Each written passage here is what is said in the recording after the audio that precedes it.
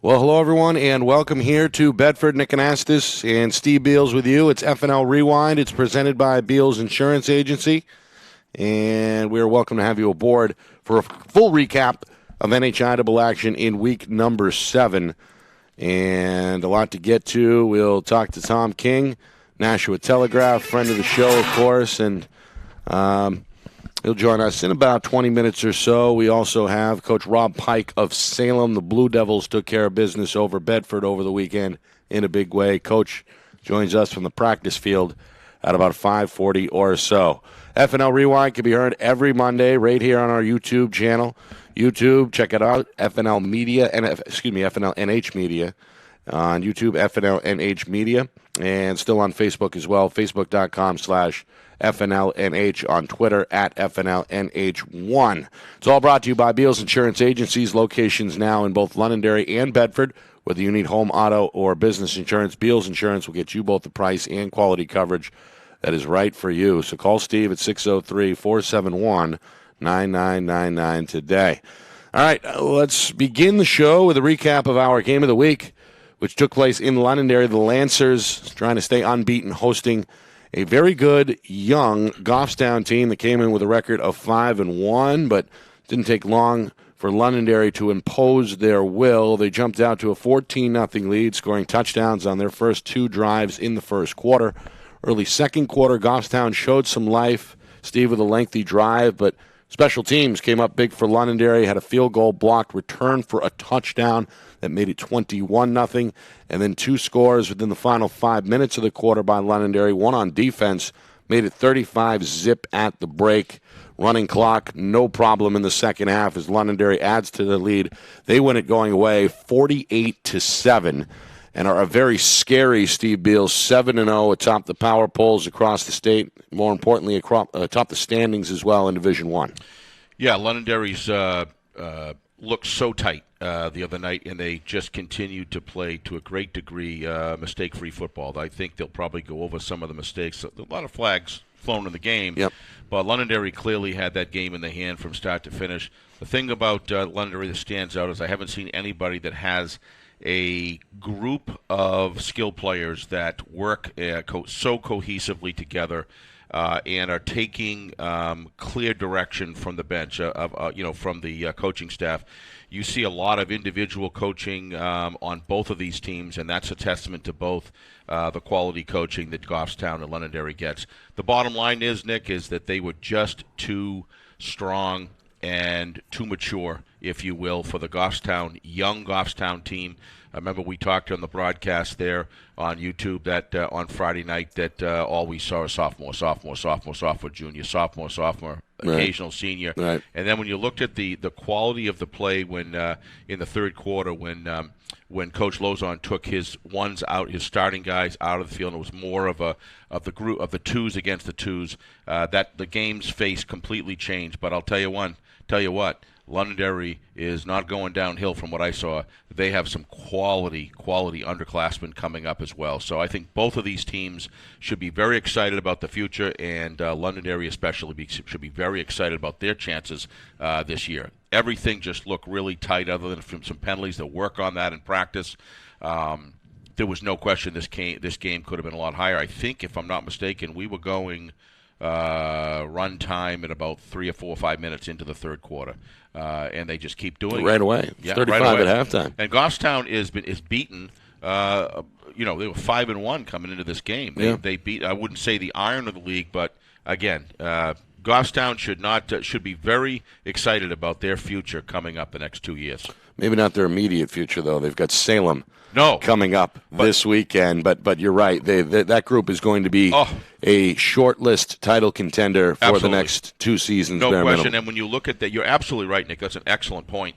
One of the things that you got to look at, though, is look at the experience that these young boys are getting, the young men are getting with Coach Huff to play teams like Londonderry Salem. They're playing the iron of the league as underclassmen to a great degree. Not all, but to a great degree. Yep. And they're going to come out next year, and everybody's going to look small, and they're going to feel things are going to change a great deal. No doubt. But right now, the king of the roost is Londonderry. The defense, which doesn't get enough shine, they've allowed a combined 10 points over the last 3 weeks, and that includes quality wins over Wyndham, Bedford, 2 road wins, and then the home win over Goffstown. So that defense is arriving at the right time as well. The thing about the defense is not only are they calling in plays, the players out in the field are understanding exactly what their individual responsibilities are, and they're executing to a T. The things that really impress me about Londonderry is the precision in which they tackle.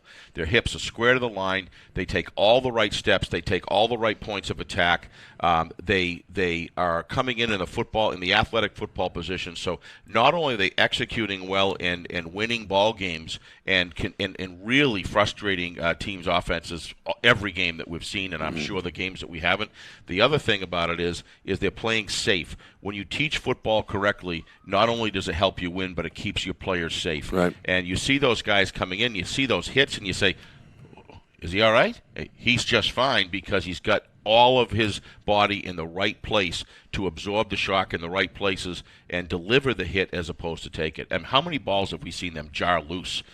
Or almost jar loose. I mean, they got a pretty good turnover percentage, I'm sure. Yeah, they had 2 fumble recoveries Friday night against Goffstown, and one was returned 35 yards by Jeff Wiedenfeld for a touchdown. Speaking of Wiedenfeld, the senior continuing to put up eye-popping numbers. He had 3 touchdowns on Friday. They all came in the first half, and with the big lead, he got the second half to himself on the sideline along with some of the other starters. His night was pretty much done after 2 quarters, so Wiedenfeld continues to roll.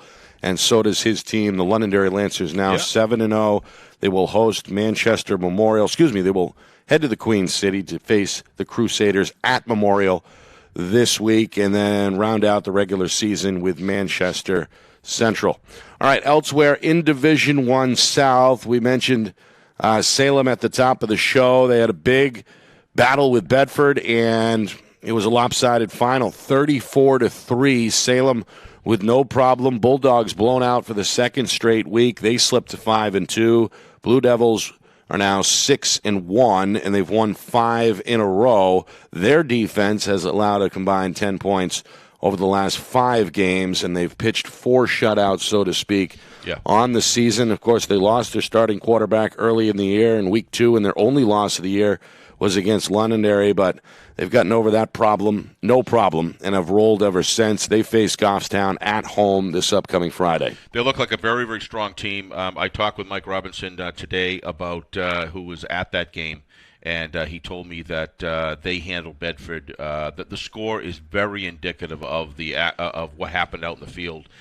Sometimes that's not always the case. You don't know what happens in between the lines there. The score could get out of hand, but the game could have been close. My understanding is that they just completely handled Bedford. Bedford struggled from the time they got out and pretty much to the end. As far as Bedford's concerned, they're going to have to, if they're going to make the playoffs, they've got to really, they got to win out here. They got, they beat Goffstown. And they may have to win out. They may have to. They may not. They do hold a tiebreaker in the conference over Goffstown. And that's a big win. They had a week 3 win, 48-7.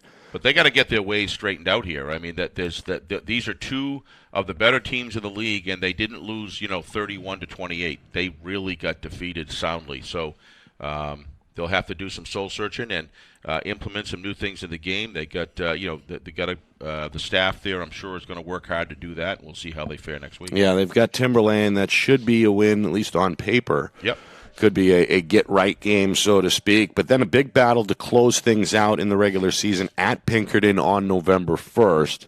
And, of course, the Astros are fighting for their playoff lives at 4-3. Yeah, they improved to 4-3 with a big win over Concord, 27-6. That's now 2 in a row for the Astros. Arguably, they'd probably be in much better shape if they were in another division this year, because that division is just loaded. I mean, Loaded. It's just loaded. So we'll see what happens with Pinkerton. I'd be interested to see what that score differential is. But traditionally, I think anyone would agree that Coach O'Reilly, with that offense that he runs, gets better as the weather gets colder and worse. And so you never know. So they just got to get to the dance. If they could just get to the dance, they could cause a lot of teams some havoc. Right. They may need some outside help. Yep. Wyndham, they get a win, 17-14 at Timberlane. The Owls, tough times. They're 0-7. Jaguars jump to within a game of 500 now at 3-4. They will take on the Astros, as I mentioned, this weekend. All right, elsewhere in the north, we mentioned Bedford. Goffstown lost as well, so both those teams are 5-2. Again, the tiebreaker via head-to-head goes to the Bulldogs with a Week 3 win. Central finally got things right. Their second win, it comes over Memorial 42-15. Crusaders slipped to 1-6. Central is now 2-5, and Concord, after a mini 2-game win streak, they fell, as I mentioned, to Pinkerton 27-6. All right, what about Exeter? Well, they continue to win as they beat up on Dover to make it 3 in a row. They are now 6-1. Dover slips to 2-5. Merrimack had a big win over Portsmouth. That was 56-21. We'll touch on the Tomahawks in just a moment. Spalding, they got shut out. South with a 27-0 win. Red Raiders are now 2-5, and Winnicott at 1-6 after a 19-0 defeat against Nashua South. And again, Tom King will be on with us in just a few minutes to break down some of the Nashua area games. That includes BG and Winnicott. We saw North roll past Keene for their 7th win of the season. Titans, along with Londonderry, the only 2 unbeatens left in D1. And we touched on South, their defense starting to put it together, back-to-back shutouts and back-to-back wins. Panthers are 5-2. So things are tightening up. 2 weeks to go in the regular season, and we'll get a little bit of a playoff picture here coming up in just a few minutes from our friend Tom King. He's on the other side. He's, of course, the guru down there in Nashua with the Nashua Telegraph, and he joins us on FNL Rewind, presented by Beals Insurance, in just a moment. Don't go anywhere. You are watching Friday Night Lights New Hampshire Rewind here on a Monday, week number 7.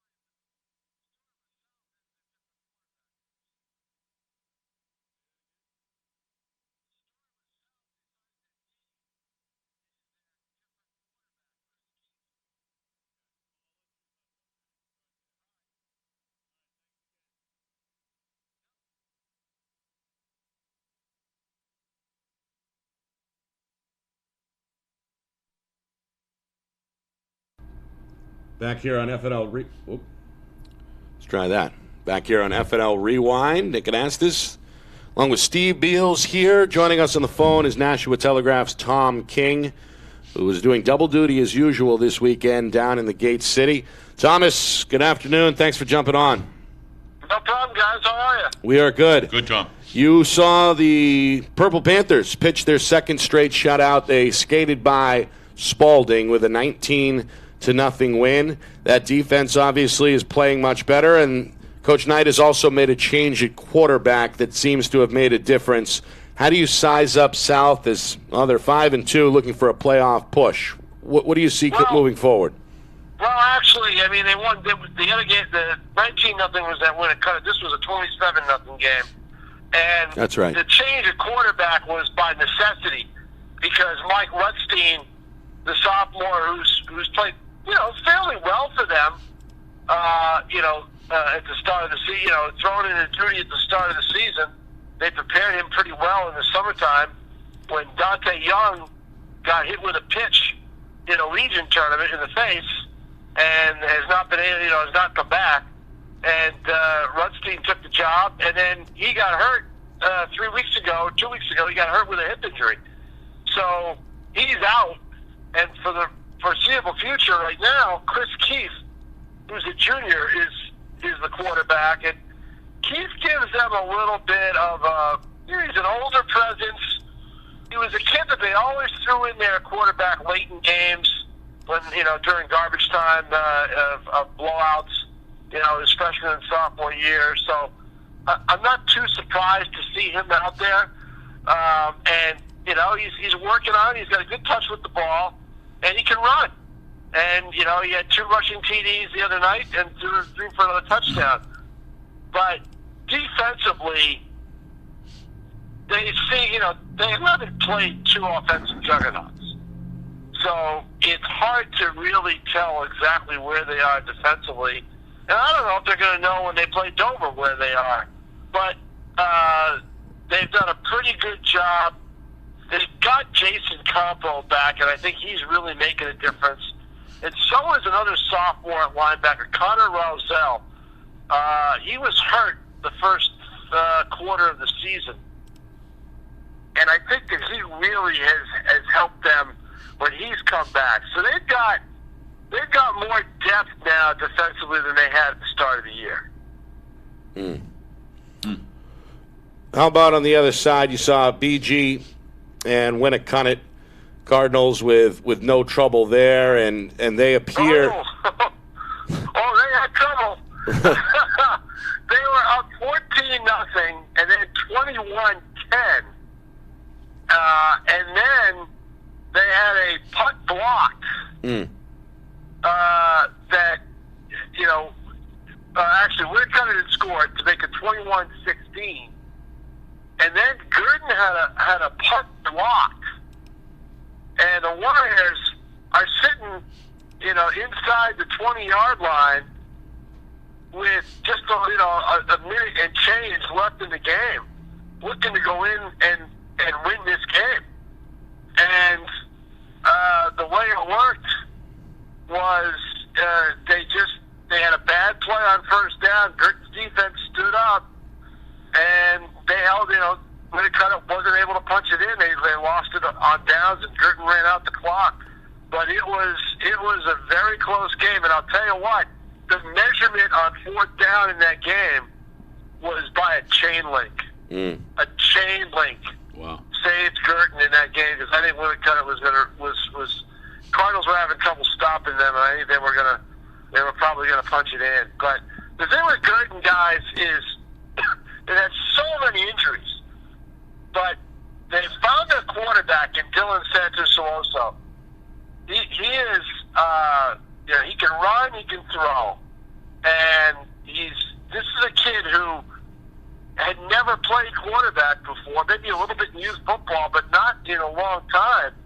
They had to go over the whole playbook with him 3 weeks ago and just keep drumming it into him for the last 3 weeks. And I think he seems a lot more poised and really is taken to the job because they don't have the Wildcat QB, Joey Lupo, may not come back the rest of the year. So you look at the scenario. Why is that, Tom? What's? Well, it's funny, Steve. All right, they play a rough game against. I think it was Merrimack. I heard about it. Yeah. Right. So they lost a couple guys to injury, but Lupo wasn't one of them. So I go to show up 3 or 4 days later and do a story on him, leading into the game that was going to be against North, and he's got this huge wrap on his right hand. I think it was his right hand. He broke his finger. Oh no! And he didn't know until he said he thought he jammed it, and it was sore, and he goes to practice on Monday, or goes to school on Monday, he goes to Trisciani, he says, Coach, I think something's wrong with my finger. And Trisciani goes, whoa, and it ballooned. Wow. And bottom line was he had to have surgery on it and have 3 pins inserted. Wow. Oh wow! So, yeah. Must have been where was it at? Around the joint? It must have been. I guess. Yeah. I mean, I think it was. What a big and loss the that thing is. is, you're a football coach. You leave that game, you lost a kid or 2, but you still have Lupo. And you come to school Monday, Monday midday, and you find out that there's no Joey Lupo. And whether he returns or not, we don't know. If he did, it would be for the last game of the year. He probably won't play this weekend. And they need to win out. Now, their schedule's not tough. They didn't want to cut it, but that was when it kind of changed up their offense midway through the game, and it worked. They inserted a new kid at quarterback, and that seemed to give them life. Now they've got to go play Spalding, which the other night against South had some good skilled players, had a good quarterback. They were just dropping the football right and left. Otherwise, that might have been a more competitive game. It was a fairly competitive game for a while. So they got to go on the road to Spalding, Girton does, and then they've got to come home and they've got to beat Dover. They got to win out to have a chance to get involved in a tiebreaker and maybe have some kind of a chance. Yeah, let's lay that out a little bit, Tom. Again, Tom King, our guest from the Nashua Telegraph, as we take a look at the D1 West. And right now, it looks like obviously North is going to win the division. We expect them to probably run the slate. They've got Merrimack. I know the Tomahawks feel a different way about what I just said. They'll face off on Friday. We may or may not be at that game, by the way, for our FNLNH Game of the Week. But let's just, for argument's sake, assume that North takes the 1 seed in the West by beating Merrimack and Portsmouth to close it out. Then number 2 in the West would be, well, you've got 3 teams really in the running. Merrimack at 5-2. If they lose to North and beat Winnicott, they finish up at 6-3. South, let's say they split their last 2 against Dover and Exeter. They wind up at 6-3. And as you mentioned, BG, a chance to close out the season with 3 straight wins, would also be 6-3. So those teams obviously faced each other, all 3, Girton, Merrimack, and South, and they all rotated with wins. Girton beat South. Beat each other. Right. Merrimack beat Girton, and South beat Merrimack. So what's the next tiebreaker then? And if that were the case, I don't have the book in front of me. I think it's wins against. I think it's rating against teams in the playoffs. Right. Okay. And that basically is against each other and Exeter. Right. So I got to see Girton, if that goes into it like that. Girton's got 1 win, 3 losses. Southwood, I think that makes the South game against Exeter huge at the end of the year. Yeah. Right. That's a big one. I think you got to wait and see how it all plays out to see, but I think it's rating against tournament teams, and of course, they only play each other, the Seacoast and the East and the West. So, and then it would come down, I believe, to rating on the road. So, and that counts. You got to look at the schedule because rating on the road also includes the games at Stellos where both teams may play there, like Girton and North and Girton and South. But I think Girton was the home game for South and home team for South, and they were the road team for North. So you got to throw that all in there. If you ask me what I think's going to happen, I don't know if Girton can run the table. I just think that their bodies they're losing bodies. Right. Including their top weapon in Lupo. Right. And I think that,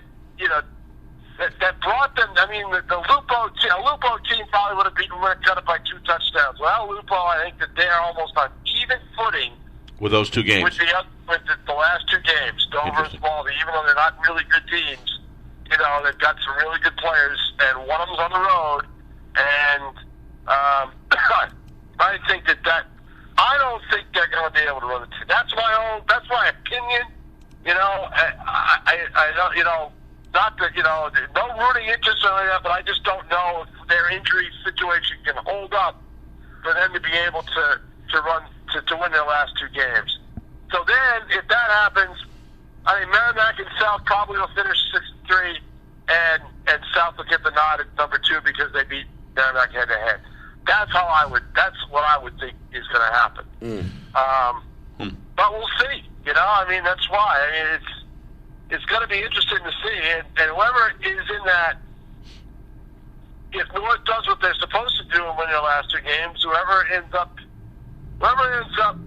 with the third spot in the Western Conference is going to have to play North. Right. So 1, 4, 2, 3. Tom, let's move over to North just for a sec. So sure. You've got them. If you look at the opponents, the big game that they had, the benchmark game that they had, was clearly Exeter. They beat them 31-28, and they did that away. They did it home. I'm sorry. Excuse me. Right. So I meant Exeter was away. Right. So if you were to look at these at North right now. And we're getting a taste of what's going on with the whole Bedford, Salem, Londonderry. Obviously, Londonderry's kind of in a class of its own, and with Goffstown and all those teams.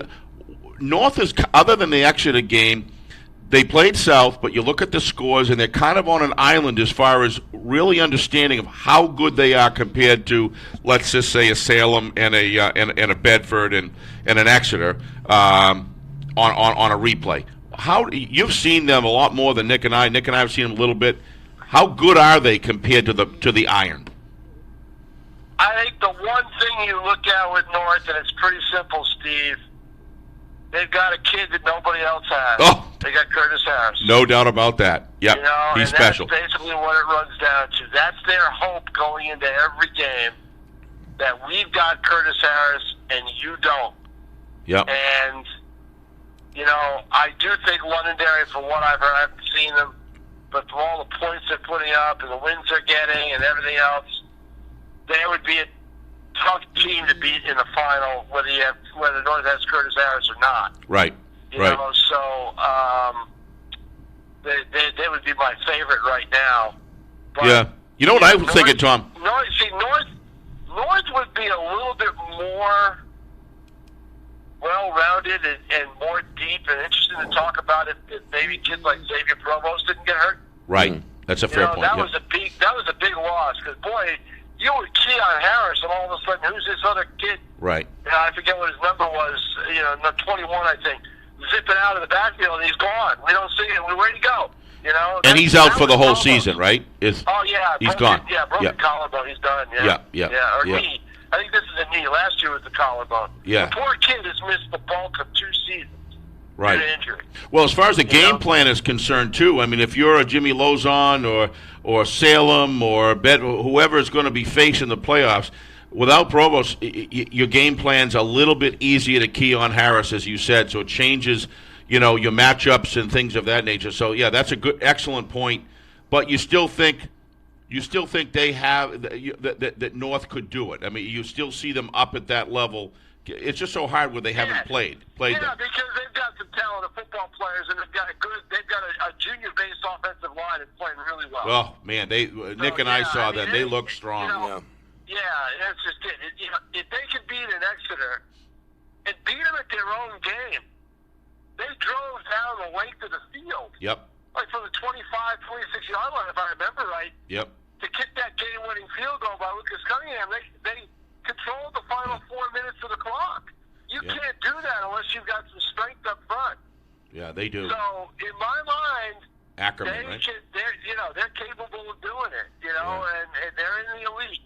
Ackerman, Tom. Ackerman's a great lineman. Oh my gosh, what a terrific lineman! I love linemen, and that kid, he does it on both sides of the football, Tom. Right? Yeah, that's a kid whose mom, signed him up for football when he didn't really want to play.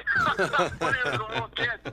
You know, it was a right. He told me the story. I did a story on him about a month ago, and it's a great story. I mean, he's just a kid who, football was not on his radar until Mom said, "You're playing football." So. Hey, Tom, before I go, just want to confirm just to calm the Twitter storm out there. Is the compound officially closed, or is it? The patio furniture has not been put away yet, but the pool is covered. The compound, as you know it, is officially closed. All right, because Nick's been toying with the idea. The grill is working. All right, that's important to me. It's a warm enough day where I think I'm stopping somewhere to get some stuff to throw on it tonight. All right, because Nick has been toying with the idea about going down to the compound and doing FNLH Rewind towards the playoff time. We're not sure, but if the furniture is out there, that'll be good for Nick, and if the grill is out there, that'll be good for me. So thanks for that info. Everybody. That'll calm down the storm out there on the social media ecosystem. Appreciate that info. So what we got to do, guys, is next year we got to do it. We got to do the preseason. Oh yeah. FNL show at the compound where the glistening waters are right behind us as we sit and talk. There you go. Man, There you go. Wow. All right, Tom, before I let you go, one final question. You will be at Cello Stadium Friday night for North and Merrimack. What do the Tomahawks need to do to really shake things up and pull off the upset? They've got to do a couple of things. One is they've got to stop Curtis Harris if they can. They can find a way to do it. And the other thing is they've got to get Jared Dyer to be a big part of their offense and defense. He's got to have a great game on both sides of the ball. And because, this is a big game for Dyer. He's coming back to, his senior year. It may be his last game in the city of Nashville where his family's originally from. His father and his grandfather and everything, his uncle. I covered his uncle in high school, and I covered his father when his father was an assistant coach in Nashville. And Dyer's got to be a big part of it. And if Dowling is the quarterback, because they alternate a lot, but if Dowling is the quarterback, they can't turn it over. North has got a nose. They got guys that have a nose for the football. So they cannot turn the ball over against North's defense. If they do, they're in big trouble. Yeah, the other thing, Tom, too, is the fact that the offense, the linemen, the trenches, I give North an edge. I saw Merrimack against Exeter, and that was the difference with Exeter and Merrimack when we saw them play. Yep. And I know that North has an excellent crew of offensive and defensive trenchmen. So. Right, and I'm watching Merrimack's line as we speak here, as I just finished talking to Dyer at practice. And, they're not the biggest line in the world. Right. So you're right. That's going to be a big issue. Yeah. So, but we'll see. We'll see how long it takes. We'll see what kind of defensive plan they have for Harris, because Kip Jackson and Coach Lilly, his assistant, are great defensive coaches. Good coaches. So, yep. We'll see what they try to do. All right, Tom, we may or may not see you on Friday night. Either way, we appreciate your time today, and enjoy the rest of your week, my friend. Thank you. All right, guys, thanks. Thanks, Tom. Again, that's Tom King of the Nashua Telegraph joining us here on FNLNH Rewind. Good stuff as usual. Always with Tom. From Mr. King. Excellent insight. Really understands the whole Nashville region from Merrimack all the way down, and boy, you get a full dose. You kind of go in and you see the team play. One of the team that he talks about, and there you go. Exactly the things that he says is right on cue all the time. So I'm sorry about the compound. I had to get that out of the way. Course. A lot of people are interested in finding out. All right. I like the idea next year, though. I mean, that could be. Yeah. We can go anywhere now live. So we'll make him regret that invite. Absolutely, steaks and more. All right, when we come back, Coach Pike, he's got to be a happy camper. His team played well on Saturday in a big win over Bedford Blue Devils on the short list of contenders, someone who actually could knock off Londonderry. We'll see if Coach agrees. He's on the way. This is FNL Rewind presented by Beals Insurance.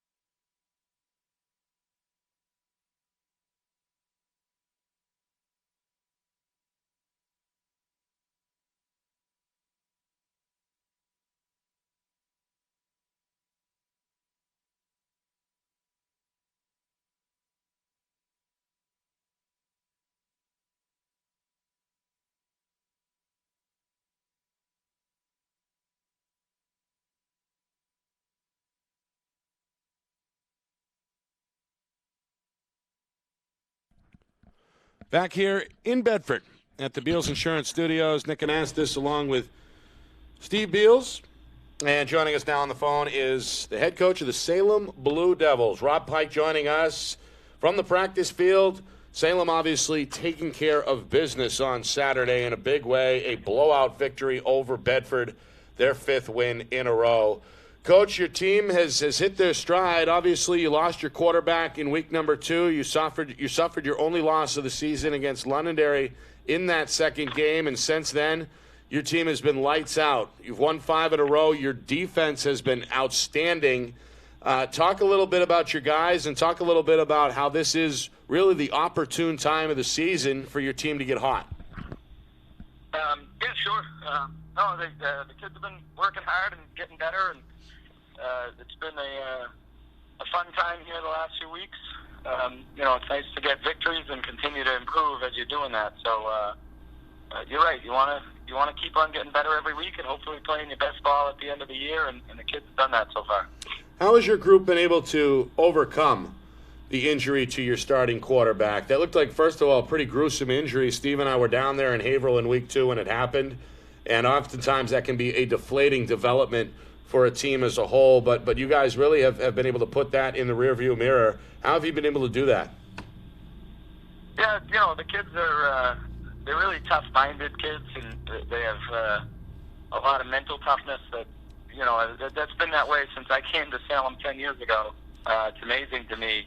And, they really have that mindset of just, we can't cry about it now. We have to go out and play better. And so all the kids have done that. Obviously Caleb Bates and Noah Mustafa, who have both played some quarterback for us as the years gone on, they've done a good job. It's nice to have good players behind good players so that when that happens, you can just step right in.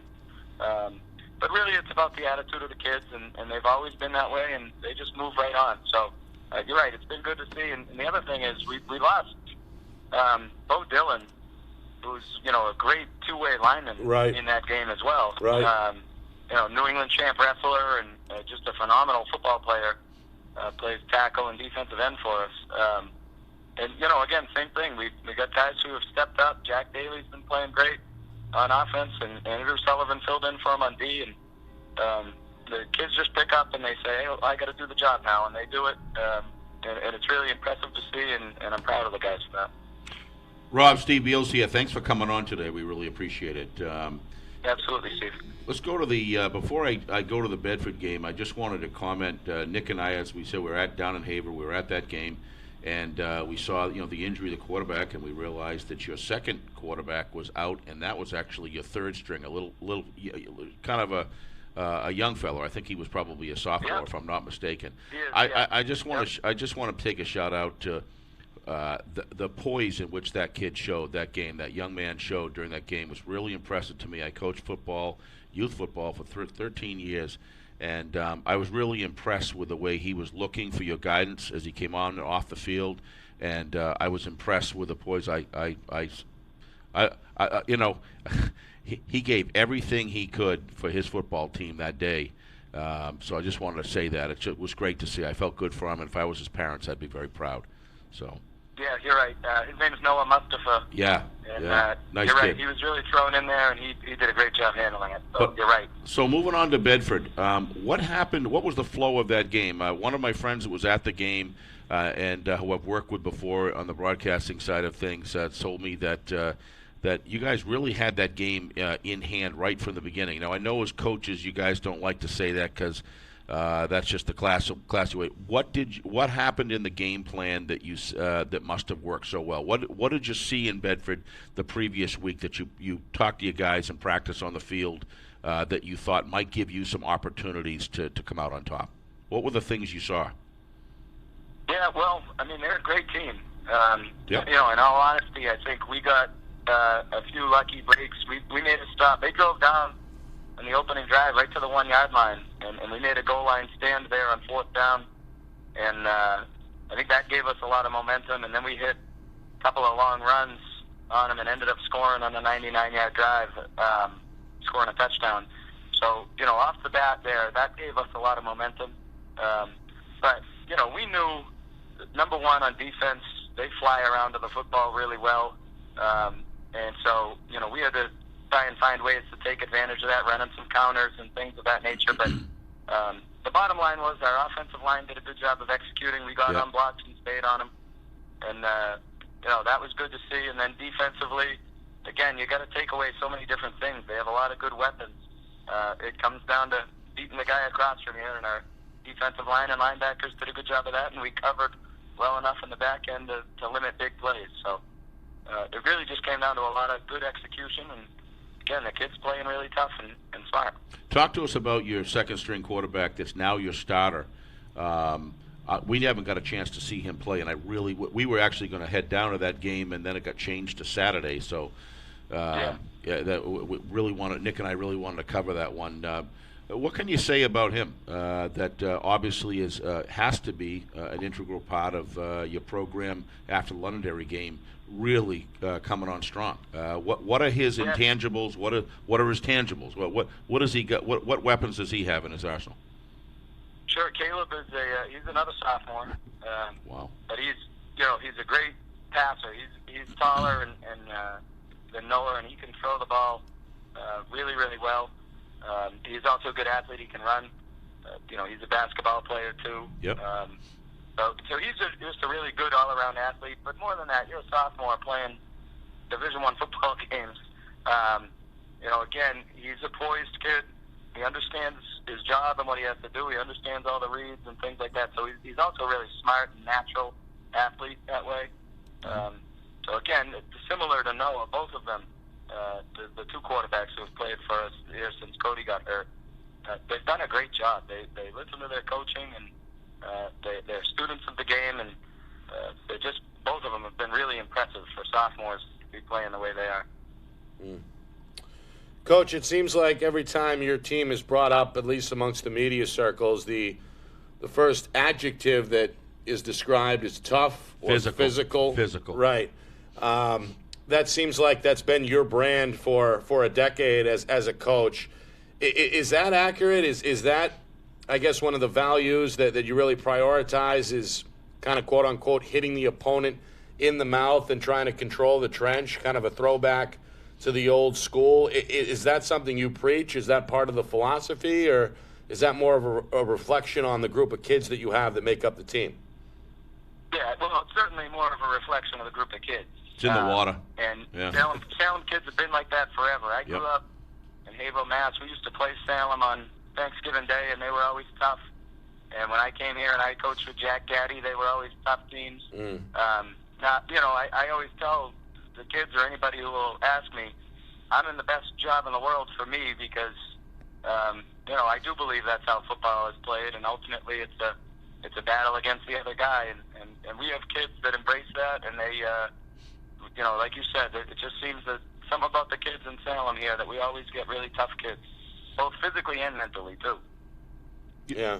One of the things, Rob, that impressed me about Salem and Londonderry this year is the form tackling, the quality of the tackling on both sides of the ball. I watched that first half when you guys were healthy with your starting quarterback, and I watched two teams go at it, and the defensive scheme was great on both sides of the ball, but at the same time, the just squaring up the hips, the form tackling, you guys have got to make that as a regular part of your practice repertoire, because it really shows on the field, either that or you got a lot of wrestlers on your team that just know how to jack, the hitting, the wrapping, the driving, but most of all the angles of attack and the staying square is just so obvious on both your teams. And I will say that you guys in Londonderry, to me right now, that's the thing that on the defensive side of the ball that I really notice.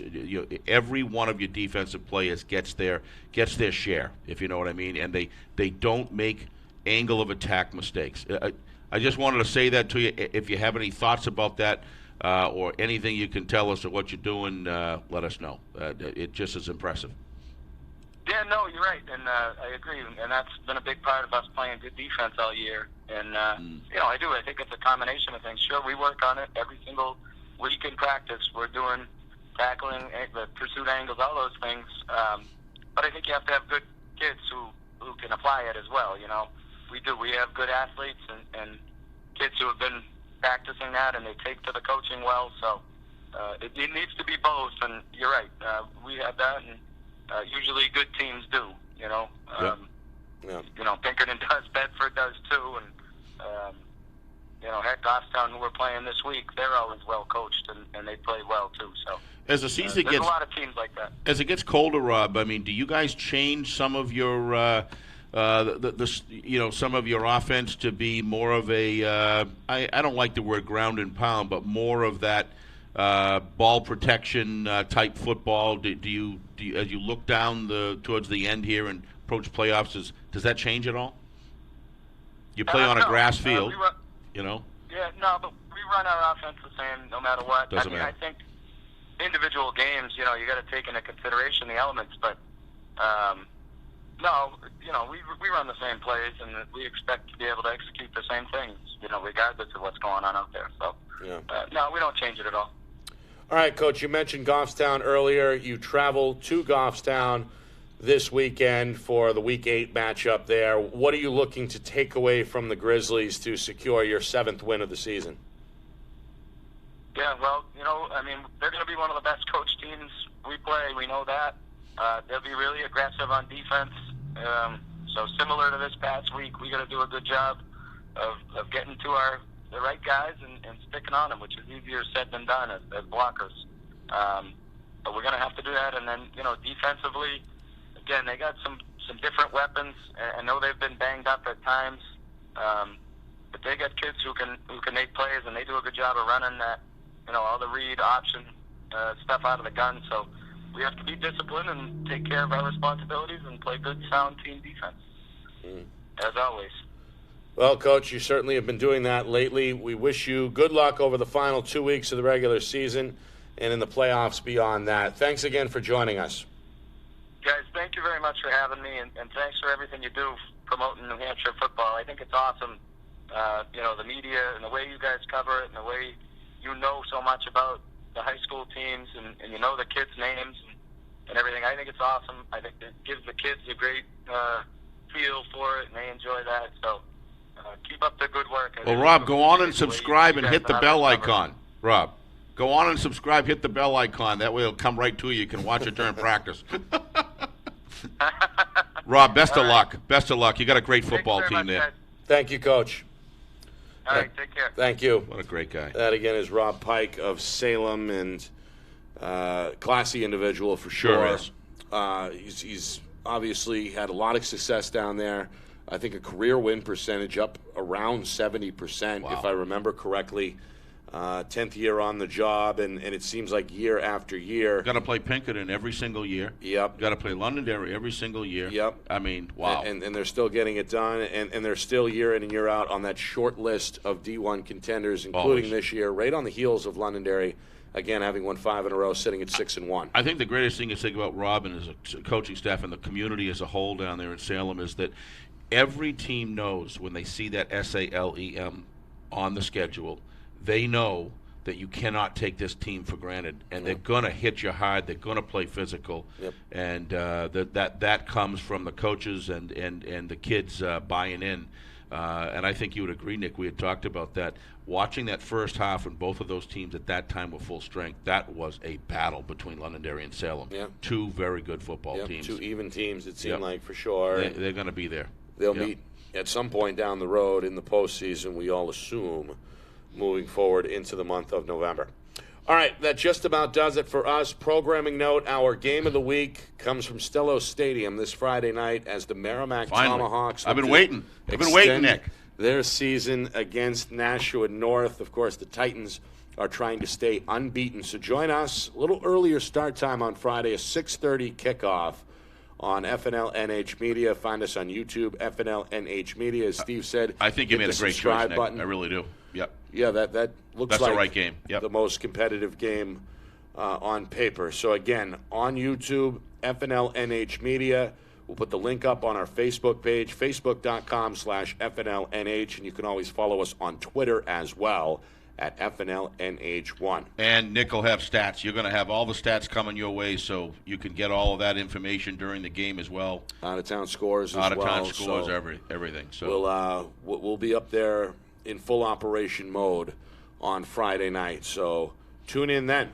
In the meantime, we want to thank Tom King of the Nashua Telegraph for joining us, and Coach Pike from Salem as well. This has been FNL Rewind, presented by Beals Insurance. Whether you need home, auto, or business insurance, Beals Insurance will get you both the price and quality coverage that's right for you. Call Steve at 603-471-9999 or visit BealsInsurance.com. For Steve Beals, I'm Nick Anastas saying so long.